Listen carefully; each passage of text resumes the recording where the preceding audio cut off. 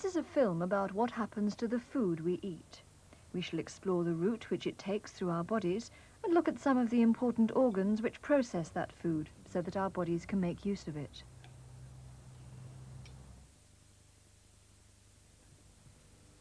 Just come this way. We're just going to take a picture of your teeth. We start in the mouth. This girl is having a dental X-ray. She holds the film in her mouth behind her teeth. Now, if you can walk into this machine and rest this part of your chin against the plastic bit there. Forehead against the front. Okay, so just keep nice and still like that. Okay, very still now. This special camera beams X-rays through her teeth onto the film. It produces a sort of panoramic picture of the teeth, rather like the camera used to take a group photograph.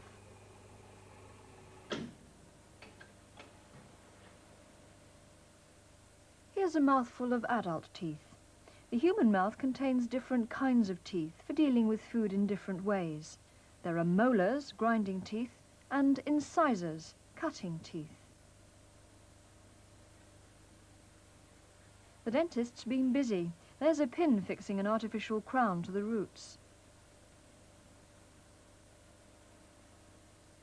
A child's mouth. These are the milk teeth which fall out to be replaced by the permanent teeth as children grow up. You can see the permanent teeth here in the gums ready to come through.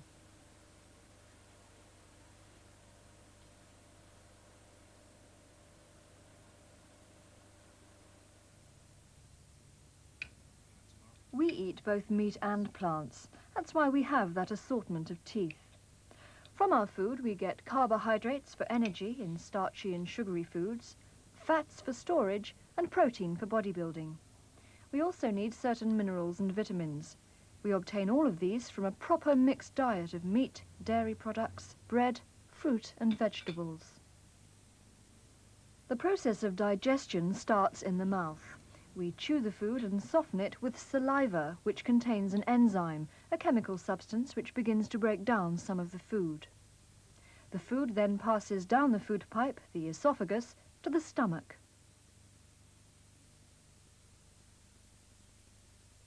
We can watch what happens when we swallow using X-rays. The patient has to drink a suspension of barium sulfate, a substance which X-rays cannot penetrate. It's called having a barium meal, and the radiologist can watch how it passes down the esophagus and starts to fill the stomach. Just turn slightly to your left and drink it when Dr. tells you. Don't have to drink it all. Well, Not yet. not yet, and I'll tell you what to drink and when. You've never had this examination before? No. Right. Watch.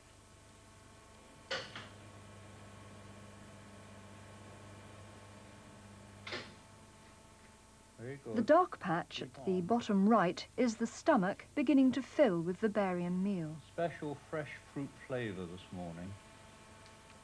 Now you can see the stomach filling quite clearly as she drinks more of the liquid. Most people don't like it at all, but there you are. Here's the outside of the stomach in the model, and the outside of a real stomach. See the blood vessels supplying the stomach walls, and notice its movement.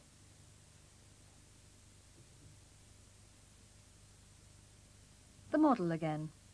The stomach's a sort of bag. From its lining it secretes another enzyme and also hydrochloric acid into the swallowed food. It also produces, as the mouth does, mucus. The action of these gastric juices is to turn the contents into a liquid which can pass along to the next portion of the digestive tract. Here we're draining off gastric juice from his empty stomach. He hasn't fed for 12 hours. There it is, a fairly clear liquid. Let's put some raw minced beef into it.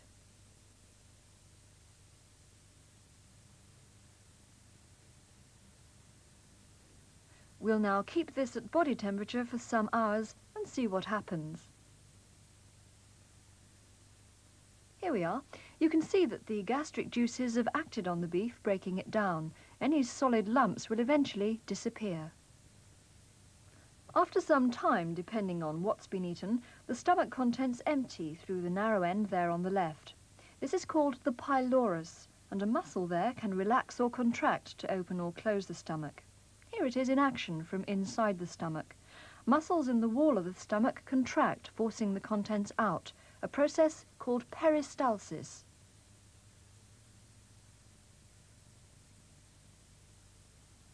The pylorus opens into what's called the duodenum.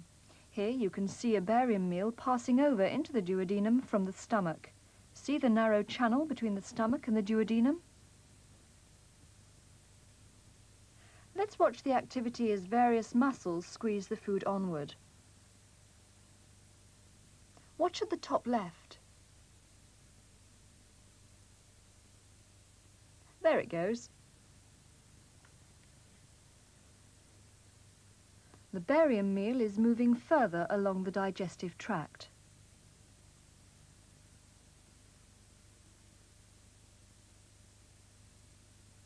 Let's look at the model again. The organ coloured green on the underside of the brown liver is called the gallbladder. A thin tube, green again in the model, connects this with the duodenum, bringing down a liquid called bile, which helps dissolve fats in the food. And you can see another white connection into the duodenum. It comes from this sausage-shaped organ called the pancreas. The pancreas produces a variety of important enzymes and other substances to mix with the liquefied food and start breaking it down into substances the body can use. Using an X-ray body scan machine, it's possible to see various organs in the living body in cross-section. There are the spine, ribs and pelvis. And if we look at a cross-section at the level of this dotted line, there's the liver and the gallbladder and the pancreas shown very clearly. From the duodenum, the food, mixed with gastric juices, bile and substances from the pancreas, passes into the small intestines, where very important chemical processes turn parts of the food into substances which the living body can absorb. There are about 3 meters of coiled intestine.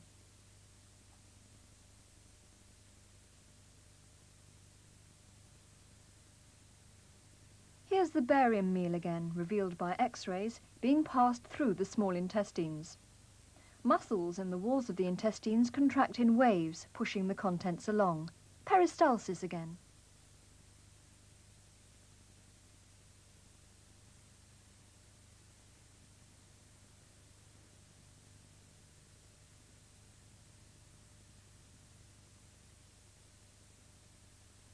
The outside of part of the small intestine. You can see the muscles contracting, squeezing food along.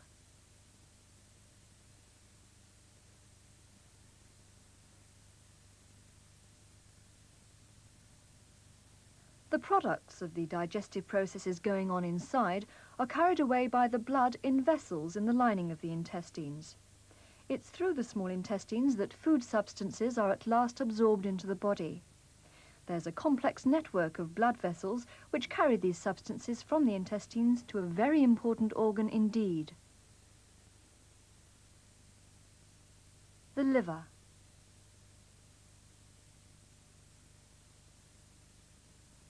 Here's a model of the liver. It's a large organ with the gallbladder, where bile is stored, on its underside.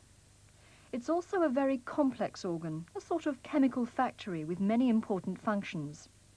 It's in the liver, for example, that the chemical substances produced in the digestive tract from our food are turned into various materials which the body needs. The liver also deals with the fats in the body when they have to be turned into suitable fuels for energy, and it has many other functions as well. These are some of the blood vessels in the human liver where these processes are carried out. They're using the technique of nuclear magnetic resonance, high-frequency radio waves in a magnetic field, to create pictures of the organs in the body. Here's a cross-section. This is the outside of the body. The back, the front, sections through the 2 arms, and the liver with its folds showing up very clearly.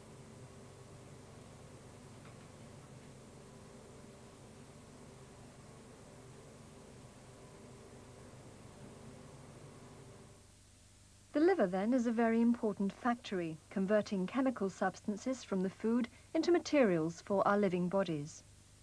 Blood from the lining of the small intestines carries substances to the liver where they are suitably processed.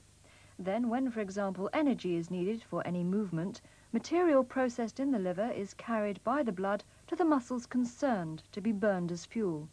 And remember, there are muscles in action in our bodies every moment of our lives. Of course, the liver can only do all these things if we eat the proper foods we need. When it reaches the end of the small intestine, all the useful food material has been extracted. What's left now enters the large intestines. Here's the start of the ascending colon, up which waste material is now squeezed by peristalsis. And this is the appendix, which sometimes becomes infected and has to be removed. As far as we know, it serves no useful purpose in human beings. The waste passes up the ascending colon, across the transverse colon, and down the descending colon. While this is happening, water is extracted from it through the walls of the intestines. Finally, in the rectum, it is stored as semi-solid feces until it is passed out of the body.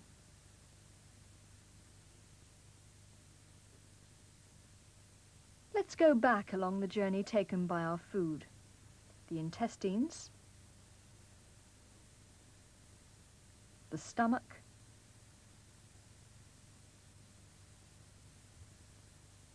there's the liver,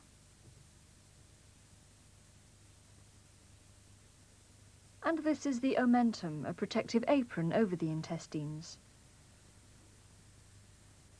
The organs of the digestive tract form a series of processing plants, turning the food we eat into the chemical substances needed by the body as fuel and as building material. Our bodies are continually in action. Our brains and our hearts and our lungs and all the rest must function throughout our lives, and they can only do so if we provide everything they need. If we eat the right foods, then we're going a long way towards making sure we remain healthy and active. The food we chew and taste and swallow has many important functions, and we must have a proper balanced diet at every stage in our lives. From the moment we're born, we need food to develop and to grow.